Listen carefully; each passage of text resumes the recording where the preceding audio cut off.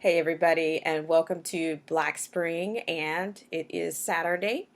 And we've had a week of quite a bit of a buzz. Of course, one of the biggest buzzes began with, of course, Joe Biden being a bit of the front runner for the Democrats at this time, ahead of Bernie Sanders.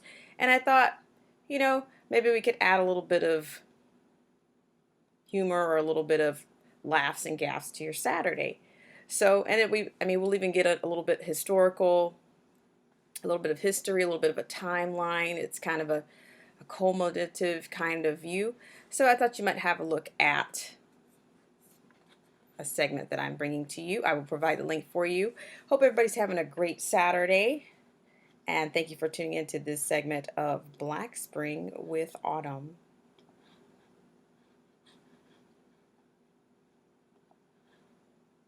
Biden makes so much stuff up, and will it hurt him against Trump in the general election? There's much talk online, especially among Bernie Sanders supporters, about whether Joe Biden is in cognitive decline, whether he has dementia, why he's so incoherent. Now, I'm no doctor. I'm not going to make a medical diagnosis. Apart from to say that in terms of his speech and his memory, there's clearly, undeniably been a lot of decline in recent years. My name's Joe Biden. I'm a Democratic candidate for the United States Senate. But today, forget the weird stuff that Biden says that doesn't make any sense. We hold these truths to be self-evident.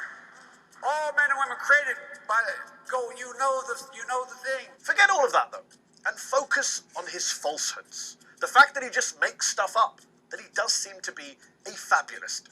Here are just 5 examples. Number 1, his arrest in apartheid South Africa.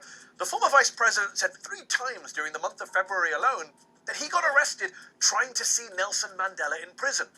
I had the great honor of meeting him. I had the great honor of being arrested with our UN ambassador on the streets of Soweto trying to get to see him on Robbins Island. Except it's a lie. Biden himself was forced to fess up on CNN. When I said arrested, I meant I was not able to move. Cops, upper counters would not let me go with them, made me stay where I was. I guess I wasn't arrested, I was stopped. To be clear, he didn't misspeak, he didn't misremember, it wasn't a gaffe, it was a lie, and a really bad one, because he even claimed at one point last month that Mandela later thanked him for getting arrested. Number 2, there's the silver star that never was. Over the years, Biden has told a moving but false war story in speeches and at rallies. He did it in New Hampshire last August. This guy climbed down a ravine, carried this guy up on his back under fire, and the general wanted me to pin the silver star on him. I got up there and stand and said, God's truth, my word is a Biden. He stood at attention. I went to pin him. I said, sir, I don't want the damn thing. Do not pin it on me, sir. Please, sir. Do not do that. He died. He died. He didn't pin the medal on the guy, who wasn't a Navy captain. He just made it up.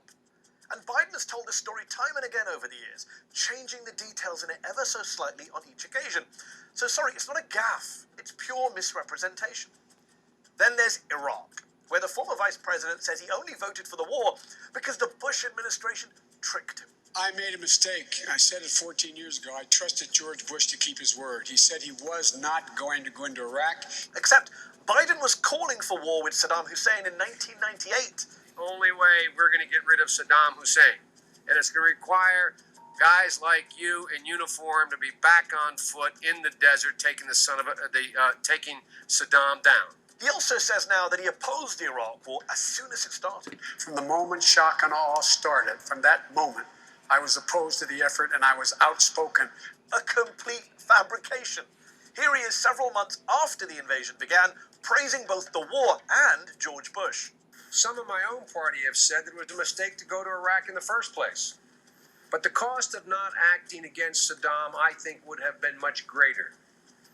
The President of the United States is a bold leader and he is popular. Again, Biden just makes stuff up. He makes demonstrably false claims without an iota of shame. Number 4, there's Biden's role in the civil rights movement, which is pretty easy to summarize. He didn't have one. When I marched in the civil rights movement, I marched with tens of thousands of others to change attitudes. We changed attitudes. It's when I was about the age of the guy standing over there. I got involved in the civil rights movement. He knows it's untrue. Don't take my word for it. Take his. I was not an activist. I was not out marching. I was not down in Selma. I was not anywhere else. Imagine as a white guy lying about your role in the civil rights struggle. Finally, you all know that Biden had to quit his 1988 campaign after he was caught plagiarizing parts of his stump speech. But Biden also lied about his grades. I think I probably have a much higher IQ than you do, I suspect. The first year in law school, I decided I didn't want to be in law school and ended up in the bottom two-thirds of my class, and then decided I wanted to stay, went back to law school, and in fact ended up in the top half of my class. In fact, he graduated 76th in a law school class of 85 students. Oh dear, pretending that you're smarter than you are and inflating your academic success.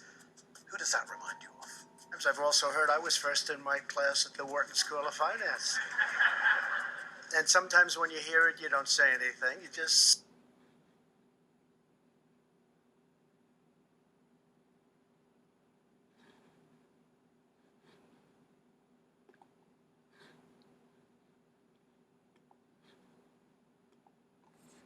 All right, ladies and gentlemen, I wanted to give you a little bit of a sneak peek on the gaffes on that particular clip. But it is pretty interesting the history that Joe Biden has with gaffes, laughs, and a little bit of fabrication. Well, I'd love to know what you think in the comments. Let me know if you are aware of any extra laughs, gaffes, or anything. Have you had any run-ins yourself on the election season during this campaign trail? And we'd love to hear from you in the comments, concerns. Also, if you could hit that subscription bell or the like button, and stay tuned because more news and panels to come from Black Spring with Autumn. And I will see you again next time. Have a great Saturday.